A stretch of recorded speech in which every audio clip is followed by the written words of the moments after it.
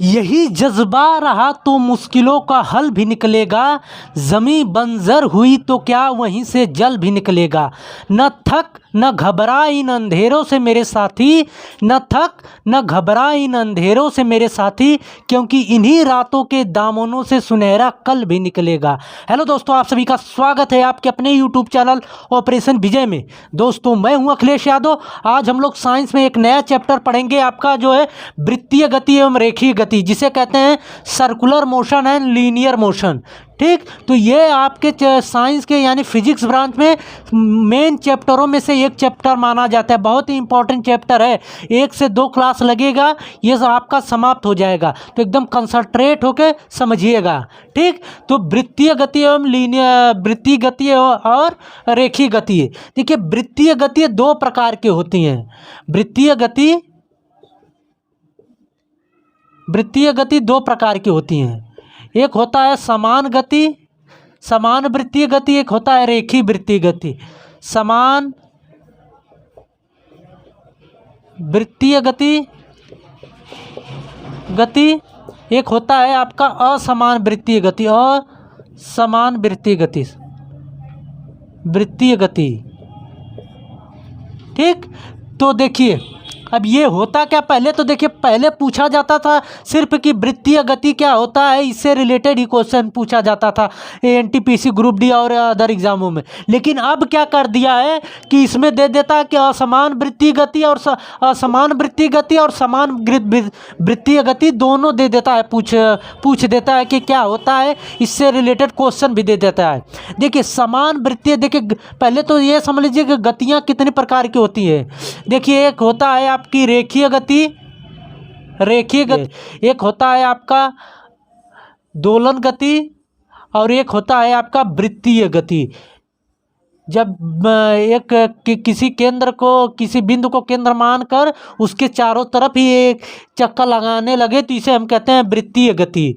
ठीक, तो हम लोग पढ़ेंगे, इसमें पढ़ना है हम लोगों को वृत्तीय गति कि वृत्तीय गति के अंतर्गत क्वेश्चन कैसे आते हैं, कि जैसे चलता हुआ फैन, या जो है मौत के कुआं में चलती हुई गाड़ी, या जो है किसी रस्सी से किसी ढेले या पत्थर को बांधकर घुमाते हैं तो वो बाहर की तरफ फेंकता है कि अंदर की तरफ फेंकता। ऐसे ही कुछ महत्वपूर्ण क्वेश्चनों को आता है। इलेक्ट्रॉन प्रोटॉन, जब इलेक्ट्रॉन जो है चक्कर लगाता है बाहर, वो किस गति के कारण लगाता है, या जो है कोई भी ग्रह सूर्य के चारों तरफ चक्कर लगाते हैं, किस गति के कारण लगाते हैं, यही सब इसके अंतर्गत क्वेश्चन आते हैं।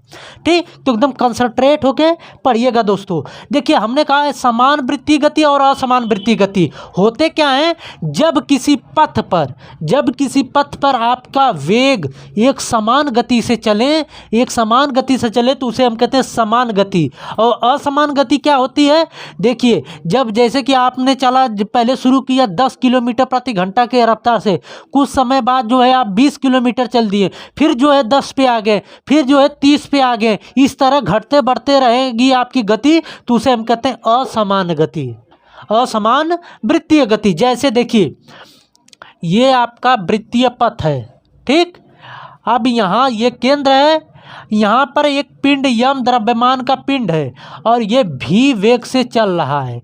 किस वेग से? भी वेग से।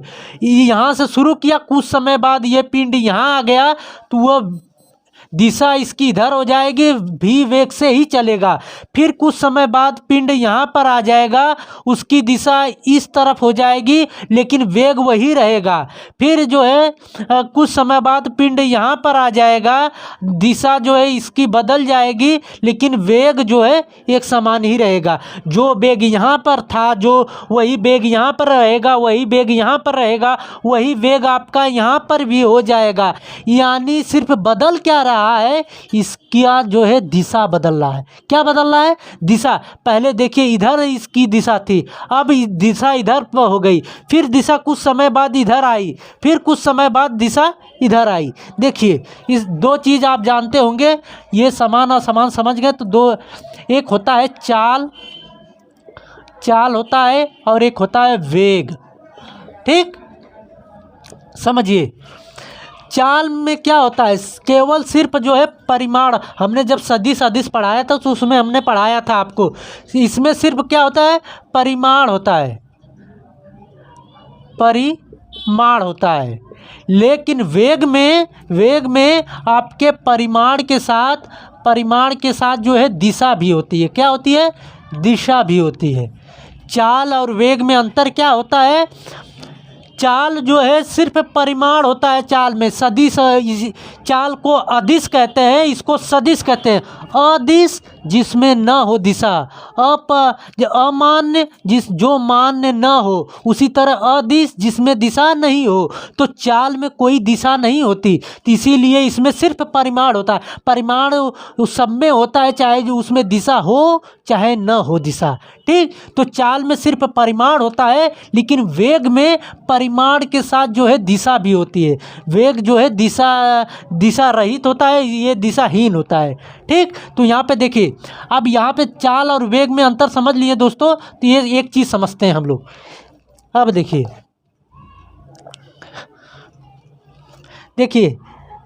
ये आपका वृत्तीय गति था। अब पिंड यहाँ पर था तो वेग ये था, दिशा ये थी। पिंड यहाँ पर था तो वेग वही था, लेकिन दिशा बदल गई थी। पिंड यहाँ पर आया तो दिशा जो है बदल गई, लेकिन वेग वही था। फिर यहाँ पर कुछ समय बाद पिंड आया, ये गति कर रहा है वृत्तीय गति पर, तो वह उसी का ये हम चित्र बना रहे हैं। कुछ समय बाद पिंड यहाँ पर आया तो वेग वही था, लेकिन दिशा इसकी बदल गई। ये केंद्र है। देखिए, एक होता है आपका वेग होता है त्वरण और आपका बल। अब बल बराबर होता क्या है, द्रव्यमान गुणे त्वरण होता है, यही होता है ना। बल बराबर होता है द्रव्यमान गुणे त्वरण। और वेग क्या होता है, वेग में आपका हमने अभी बताया आपको, इसमें दिशा भी होती है और परिमाण भी होता है, ठीक। तो यहाँ पे देखिए, अब इसमें देखिए दिशा बदल रही है कि नहीं। कुछ समय बाद यहाँ पे पिंड था तो दिशा इधर थी, कुछ समय बाद पिंड यहाँ पे आया तो दिशा इधर हो गई। फिर कुछ समय बाद पिंड यहाँ पर आया तो दिशा इसकी नीचे की तरफ हो गई। फिर कुछ समय बाद पिंड यहाँ पर आया तो दिशा इसकी इधर पूरब साइड हो गई। यानी कि समय समय पर इस पिंड की दिशा बदल रही है। तो देखिए, जब दिशा बदलेगा तो इसका वेग भी बदलेगा। ध्यानपूर्वक समझिएगा, यहीं से इसका जो है आपको निकल के आ जाएगा थ्योरी। जब दिशा बदलेगी तो इसका वेग भी बदलेगा। वेग बदलेगा तो त्वरण भी बदलेगा। क्यों? त्वरण किसे कहते हैं? वेग परिवर्तन की दर को त्वरण कहते हैं, यही ना कहते हैं। वेग परिवर्तन की दर को त्वरण कहते हैं। हमने कहा जब दिशा बदलेगी तो वेग बदलेगा। वेग में परिवर्तन होता है, यानी वेग बदलता है तो त्वरण उत्पन्न होता है। जब वेग बदलेगा तो त्वरण बदलेगा। त्वरण जब बदलेगा तो जब त्वरण बदलता है तो ये एक अलग प्रकार का त्वरण होता है, जिसे कहते हैं अभिकेंद्र त्वरण।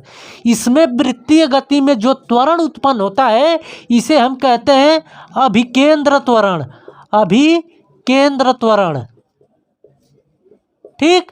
जब त्वरण बदलेगा तो जाहिर सी बात है कि उसमें बल लगेगा, और जो खास प्रकार का जो बल लगता है इसमें उसे कहते हैं अभिकेंद्र बल। क्या कहते हैं? अभिकेंद्र बल। ठीक। देखिए, अभिकेंद्र बल को एफसी से डिनोट करते हैं, अभिकेंद्र त्वरण को एसी से डिनोट करते हैं। ठीक। तो ये देखिए, आपका ये केंद्र है, ये आपकी परिधि है। तो ये जो है परिधि से ये अभिकेंद्र बल और अभिकेंद्र त्वरण केंद्र की तरफ लगते हैं। ध्यानपूर्वक समझिए, अभी हम बता रहे हैं, इसके आगे क्या समझना है आपको, बस जितना बताते चल रहे हैं वो समझते चलिए। हमने कहा कि ये जो अभिकेंद्र बल और अभिकेंद्र त्वरण है हमेशा केंद्र की तरफ लगते हैं। दोनों एफसी और एसी दोनों केंद्र की तरफ लगता है। एसी बराबर होता है आपका क्या, V²/R होता है, V²/R। और एफसी बराबर है, अभिकेंद्र बल बराबर होता है आपको mv²/R होता है। क्लियर हुआ? इतना हमने जो समझाया आपको जब देखिए वेग में दिशा भी होता है, परिमाण भी होता है। हमने कहा कि दिशा वृत्तीय गति पर कोई पिंड अगर गति कर रहा है तो जाहिर से बात उसकी दिशा बदलेगी कुछ समय के बाद। यहाँ पे बदल रही है दिशा, हमने बताया आपको। जब दिशा बदलेगी तो उसका वेग भी बदलेगा। जाहिर से बात है कि आप हमारे साथ हैं, अगर आप में चेंजिंग आ रही तो हम में, मेरे में भी चेंजिंग आएगी, श्योर है। तो उसी तरह जब दिशा बदल रही है तो वेग भी बदलेगा, और वेग बदलता है यानी वेग परिवर्तन जब होता है उसी को हम कहते हैं त्वरण। अब वेग बदलेगा तो त्वरण भी बदलेगा। इसी त्वरण का जो वृत्तीय गति में त्वरण उत्पन्न होता है, इसी खास त्वरण को कहते हैं अभिकेंद्र त्वरण।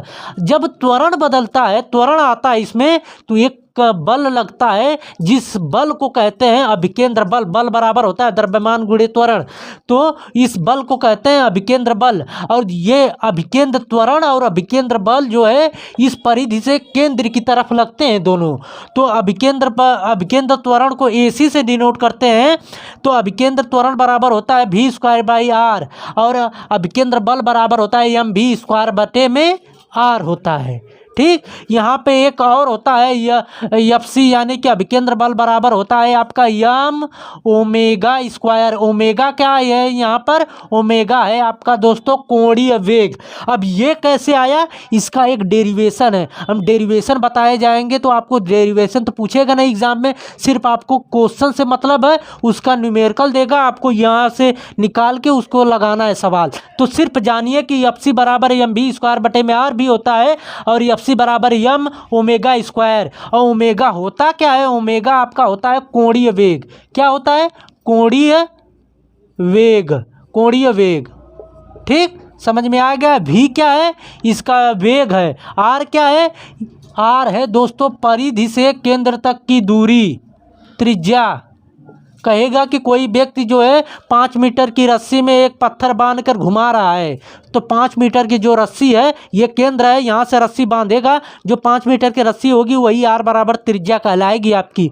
जब यहाँ से व्यक्ति घुमाएगा तो यही आपकी रस्सी है जो 5 मीटर त्रिज्या की यहाँ पे आएगा। ठीक, तो समझ गए। जो जितने शब्द थे हमने सबका जो है विस्तार पूर्वक बता दिया है। ठीक, तो इससे कुछ और समझते हैं इसके आगे। अब हम लोग समझते हैं इसमें कि देखिए यहाँ पे एक चीज़ और आपको समझना यहाँ पे ये है कि देखिए इसमें जब कोई पिंड वृत्तीय गति करता है तो उसकी जो है चाल और गतिज ऊर्जा बदलती नहीं है।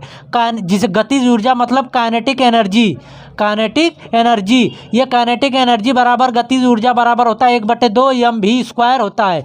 ये जो v है वेग, ये कभी बदलता नहीं है। वेग कहाँ, देखिए वेग कहाँ लगता है? अभिकेंद्र बल और अभिकेंद्र त्वरण, अभिकेंद्र बल और अभिकेंद्र त्वरण केंद्र की तरफ कार्य करते हैं, जबकि वेग जो है ये वेग भी हमने कहा था ना, तो ये जो वेग है पिंड के स्पर्श यहाँ पे वृत्त के स्पर्श रेखा के ही दिशा में कार्य करता है। देखिए ये दिशा बनाई गई है ना, तो इसके दिशा में ही कार्य करेगा, ये अंदर और बाहर की तरफ नहीं कार्य करता है। ठीक, तो इतना ये सब क्वेश्चन आएगा इस तरह। तो देखिए पूछेगा कि बताइए कि जब कोई पिंड वृत्तीय गति करता है तो क्या नहीं बदलता? तो चाल और गतिज ऊर्जा में कोई परिवर्तन नहीं आता। ठीक, गति ऊर्जा बराबर होता है 1/2 mv² होता है।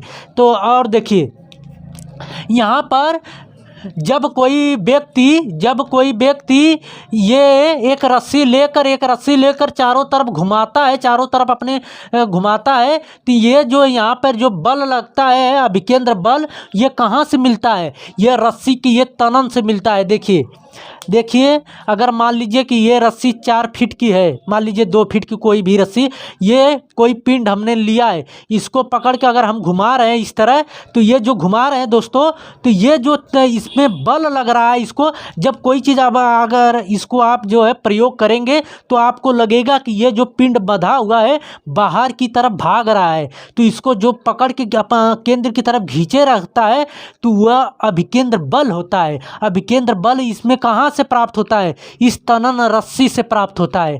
क्लियर हुआ?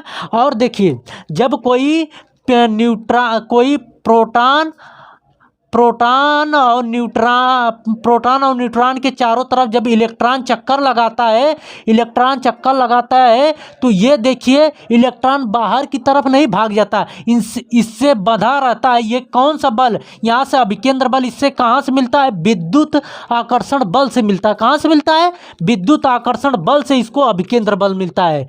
और देखिए, और आपसे पूछेगा दोस्तों कि बताइए कि जब कोई